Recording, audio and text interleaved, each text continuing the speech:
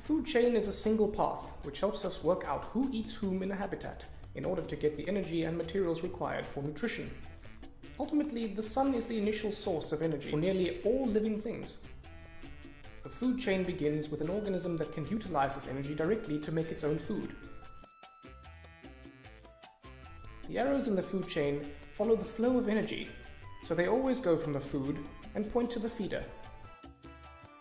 So for example, the grass uses energy from the sun, the zebra eats the grass, a lion then eats the zebra.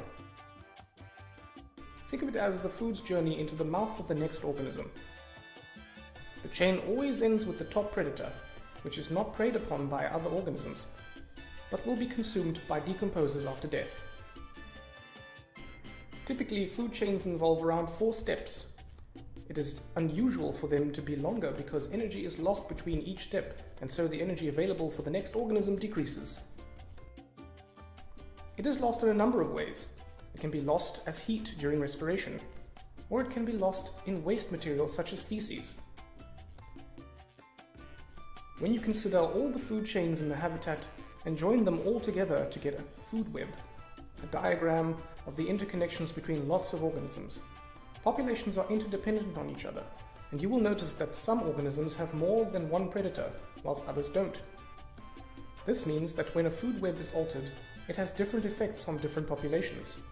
If one species goes extinct, it can affect the entire system with unpredictable results.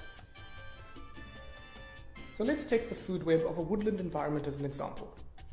This food web is the combination of 11 different food chains, so we can start to see how the species are interdependent on one another.